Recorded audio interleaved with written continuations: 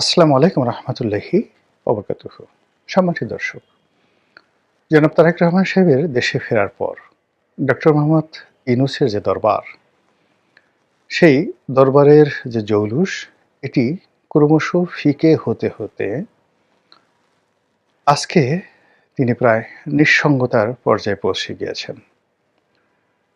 তারেক রহমান সাহেব ২৫ তারিখে যেদিন এলেন, ওদিন থেকেই প্রেস বলেন, মিডিয়া বলেন, সরকারি কর্মকর্তা বলেন, সকলের দৃষ্টি কেবলই মাত্র বিএনপিকে ঘিরে, কেবলই মাত্র তারেক রহমান সাহেবকে ঘিরে। ডক্টর মোহাম্মদ ইউনূসের যে উপস্থিতি এবং এই রাষ্ট্র পরিচালনা করায় তার যে খুব বেশি গুরুত্ব রয়েছে, প্রয়োজন রয়েছে, দরকার রয়েছে, বা গত ১৬-১৭টি মাস ধরে তিনি যেভাবে একেবারে ১০ হাতে সকল পক্ষকে খুশি রেখেছেন। তার যখন ইচ্ছা তখন তিনি বিএনপিকে ডেকেছেন, যখন ইচ্ছা জামাতকে ডেকেছেন। তিনি যখন ইচ্ছা তখন লন্ডনে গেছেন, প্যারিসে গেছেন। চার্টার প্লেন না করে হলেও সেই ইংল্যান্ডে গিয়ে সবচেয়ে দামি প্রতিদিন ৪০ লাখ টাকা ভাড়া যে রুমের, সেই রুমে থেকেছেন। কেউ প্রশ্ন করেনি। তার যে জৌলুস, সেই জৌলুসে তিনি যেখানে গিয়েছেন সেখানে লোকজন হেসেছে। তিনি ঈদের ময়দানে গিয়েছেন, রাজকীয় চেয়ারে বসে ঈদের নামাজ আদায় করেছেন, সিংহাসনে বসে।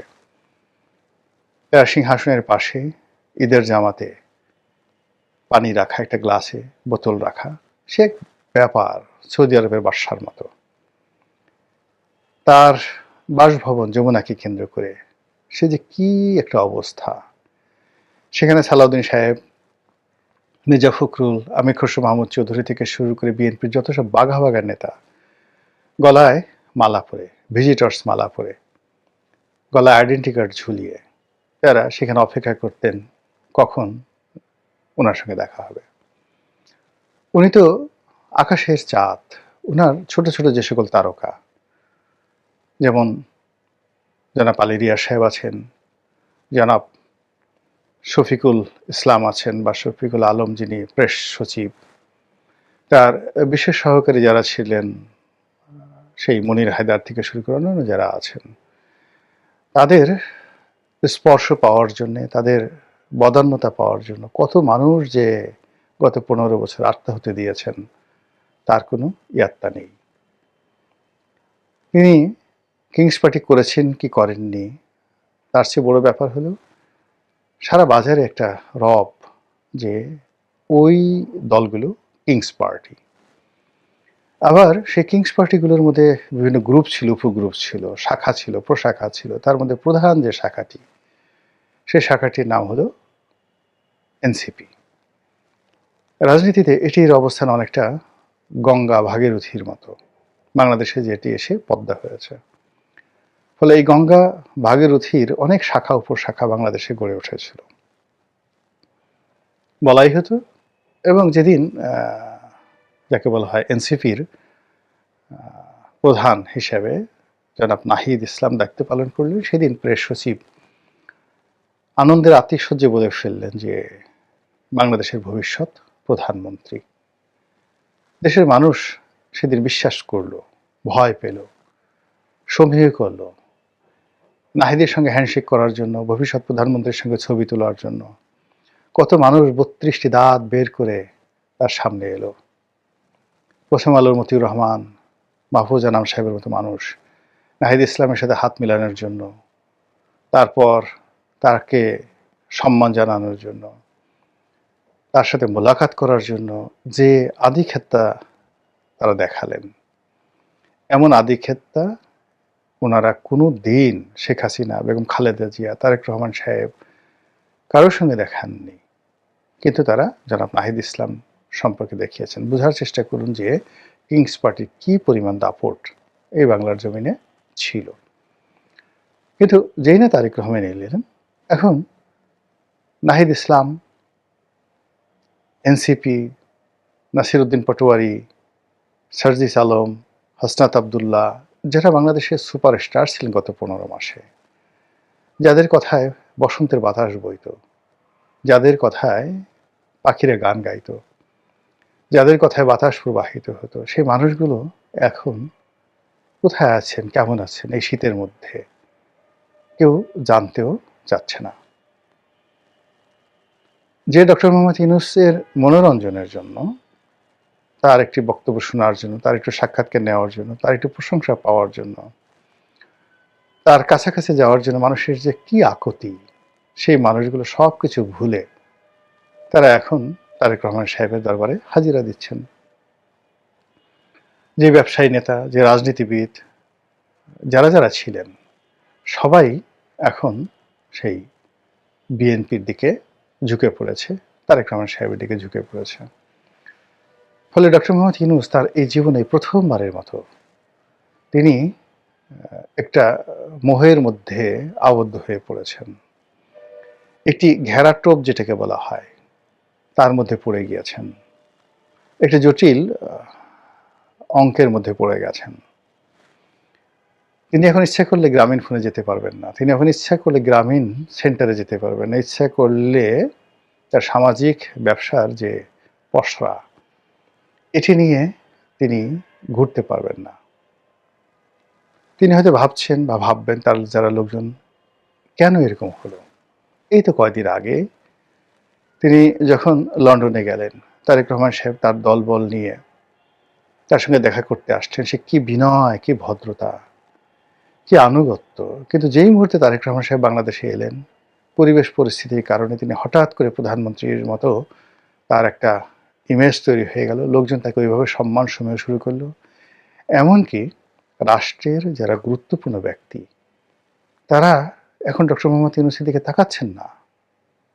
অবস্থা দেখে তারা এমন মনে হচ্ছে যে তারা পারলে তাকাচ্ছেন তো নাই, যদি কোনো কারণে ভুলে তাদের চোখ পড়ে যায়, তাহলে আমরা অনেক সময় আসে না, কাউকে একটা চোখ টিপ মারি, ডান চোখ দিয়ে বাম চোখ দিয়ে মুখ একটু বাঁকা করে চোখ টিপ মারি। এইভাবে অনেক দুষ্ট লোক তৈরি হয়ে গেছে, যারা ওনার চেহারা মোবারকের দিকে তাকিয়ে একসময় প্রশান্তি পেতেন। তারা এখন পারলে একটু মুখ ঝামটি দিচ্ছেন, চোখ টিপ মারছেন। অদ্ভুত এই বাঙালির চরিত্র। এটার শেষ পরিণতি কি? কেন এরকম হলো? যারা ডক্টর মোহাম্মদ ইউনূসের প্রশংসায় পঞ্চমুখ ছিলেন, যারা তাকে ক্ষমতার মসনদে বসিয়েছেন, উনি যেটা স্বীকার করেছেন যে ছাত্র এবং জনতা তাকে এখানে বসিয়েছেন, তারাই তার নিয়োগকর্তা। কিন্তু আমরা যারা অনেকেই বলার চেষ্টা করছি, না, এর চেয়ে তো বড় নিয়োগকর্তা রয়েছেন পেছনে। হয়তো আমেরিকা, হয়তো পাকিস্তান, হয়তো ভারত, হয়তো আরও অনেক কেউ হতে পারে। এমনও কেউ বলার চেষ্টা করছেন, অনেক জামাতের আলেম ওলামারা বলার চেষ্টা করছেন, স্বয়ং আল্লাহ রাব্বুল আলামিনের বিশেষ ইচ্ছাতে তিনি ক্ষমতায় এসেছেন। আল্লাহ তাকে স্পেশালি সিলেক্ট করেছেন এবং সেই জামাতি আলেম ওলামাদের বক্তব্য অনুযায়ী যদি ডক্টর মোহাম্মদ ইউনূসকে মান্য করা না হয়, তার সঙ্গে নাফরমানি করা হয়, অর্থাৎ তার অবাধ্যতা করা হয়, তাহলে গজব নাজিল হবে, অনেকের ঈমান চলে যাবে। এই ধরনের ফতোয়া যারা দিতেন, এখন খুঁজে দেখেন যে তারা নতুন ফতোয়া বের করার চেষ্টা তদবির করছে। আর অতীতে যে কথাগুলো বলছে তার কাউন্টার কি কথা বলে এটাকে ধামাচাপা দেওয়া যায়, সেই চিন্তাও তারা কিন্তু শুরু করেছেন। এই যে যাকে বলা হয় পরিবর্তন, তিনি যে বাড়িতে বসবাস করছেন সেই বাড়িটির নাম যমুনা। বাংলাদেশে যে কটি নদী রয়েছে, সবচেয়ে অদ্ভুত নদী হলো যমুনা।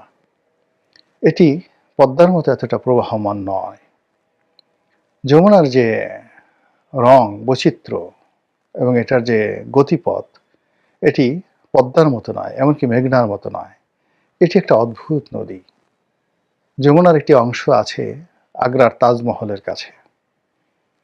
সেই যমুনা আর বাংলাদেশের যমুনা কিন্তু এক নয়, এই দুয়ের মধ্যে অনেক অনেক পার্থক্য। আমাদের যে যমুনা, এটি বর্ষাকালে ভয়াল রূপ ধারণ করে, আর শীতকালে এটি মরে একেবারে শুটকি হয়ে যায়, চিনাই যায় না যে এটার নাম যমুনা। তো এই যে যমুনার যে ভবনটিতে ডক্টর মোহাম্মদ ইউনূস আছেন, এটা কেন জানি যমুনা নদীর চরিত্রের মতো এই ভবনটিরও চরিত্র পাল্টে গেছে। এই ভবনটি তৈরি করা হয়েছিল এরশাদের ভাইস প্রেসিডেন্ট জনাব মওদুদ আহমেদের জন্য। বসবাস করতে পারেননি। মওদুদ আহমেদের কপাল পুড়েছে এবং তিনি এখন মানে এমনভাবে তার কপাল পুড়েছে যে তিনি ঢাকা শহরের গুলশানে তার একটা বাড়ি ছিল, সেটা হারিয়েছেন। বিএনপিতে তার যে একটা ইমেজ ছিল সেটা হারিয়েছেন। তার স্ত্রী এবছর নমিনেশন চেয়েছিল, সেটা দেওয়া হয়নি। তিনি স্বতন্ত্র ইলেকশন করার চেষ্টা করেছেন। তার স্ত্রী তো জানাতেনা নয়, কবি জসিমউদ্দিনের মেয়ে হাসনা মওদুদ। ওই যমুনার আসর তার উপর পড়েছে। তারপর ওখানের বাসিন্দা হলেন লতিফুর রহমান। সেই লতিফুর রহমান সাহেবের যিনি তত্ত্বাবধায়ক সরকারের প্রধান ছিলেন, তার কপালে অনেক দুর্ভোগ, অনেক দুর্দশা এসেছে এবং তার এই দুনিয়া থেকে বিদায় ভীষণ রকম কষ্টকর ছিল। তারপরে ওখানে এলেন জনাব ফখরুদ্দিন সাহেব, ডক্টর মোহাম্মদ ইউনূসের বন্ধু মানুষ। তিনি ওখানে বসেই ২ বছর বা ২.৫ বছর তিনি দেশ চালিয়েছেন। তার জীবনও দুর্বিষহ হয়ে গেছে। এখন আমেরিকাতে থাকেন, মানে একটা আপাতমস্তক ভদ্রলোক মানুষ, অনেকটা হামিদ কারজাই টাইপের মানুষ। তাকে এনে বসানো হয়েছিল, জোর করে ধরে এনে বসানো হয়েছিল, কিন্তু এই মানুষ বাংলাদেশ ব্যাংকের একজন গভর্নর, তিনি এখানে বসেছেন এবং তিনি ছিলেন হিজ মাস্টার ভয়েস। ক্যান্টনমেন্ট থেকে মঈনুদ্দিন সাহেব ফখরুদ্দিন সাহেবকে যা বলতেন উনি সেটাই লিখে দিতেন, বলে দিতেন। পরবর্তীতে যখন পরাজয় হলো, মঈনুদ্দিন ফখরুদ্দিনের যখন উচ্ছেদ হলো, তখন এই যমুনার যেটা কুফা, সেই কুফাটা আবার তাকে পেয়ে বসলো। এখনো পর্যন্ত তিনি আমেরিকাতে থাকেন, কিন্তু কোনো বাঙালি মহল্লায় যেতে পারেন না, প্রকাশ্য রাস্তায় কোথাও ঘোরাফেরা করতে পারেন না। তার জীবন যৌবন সব হারাম হয়ে গেছে। তিনি বাংলাদেশে আসতে পারেন না। তার আত্মীয় স্বজন কেউ এখন পর্যন্ত বলতে পারে না আমি মঈনুদ্দিনের শ্যালক, আমি মঈনুদ্দিনের দুলাভাই, সরি আমি ফখরুদ্দিনের দুলাভাই। আর মঈনুদ্দিনের অবস্থা আরও খারাপ, মানে জেনারেল মঈনুদ্দিন আহমেদের অবস্থা আরও খারাপ। সেই যমুনাতে ডক্টর মোহাম্মদ ইউনূস এসে বসবাস করেছেন। এখন প্রথম দিকে খুব আনন্দিত ছিলেন তিনি, কিন্তু এখন যমুনার যে দীর্ঘশ্বাস, সেই দীর্ঘশ্বাস ধীরে ধীরে এটিকে বর্ষাকালের প্রমত্তা থেকে এখন শীতকালের শুটকিতে পরিণত করেছে। তার যারা শুভানুধ্যায়ী ছিলেন, মতি ছিলেন, মাহফুজ ছিলেন, বহু মাহফুজ, ছোট মাহফুজ, বড় মাহফুজ, কালো মাহফুজ, সাদা মাহফুজ, লাল মতি, কালো মতি, গোলমতি, তারপর মানে বহু রকম, মানে তার কাছে যারা যারা গিয়েছেন এদের বহু রং বিচিত্র ছিল। বহু মানুষ তার কাছে গিয়েছিল, এখন তারা সবাই তাকে একে ছেড়ে যাচ্ছে। কেউ তার নাম উচ্চারণ করতে চাচ্ছে না। অনেকে তার পরিবর্তে এখন তারেক রহমান সাহেবের গুণগান করছে, বিএনপির গুণগান করছে, আজকে বিএনপির হাতে ক্ষমতা দেওয়া হোক, এইরকম কথাবার্তা হচ্ছে। এই যে কষ্ট, এই যে বেদনা, এটি কেবলই মাত্র ভুক্তভোগী যারা আছেন তারাই বলতে পারবেন।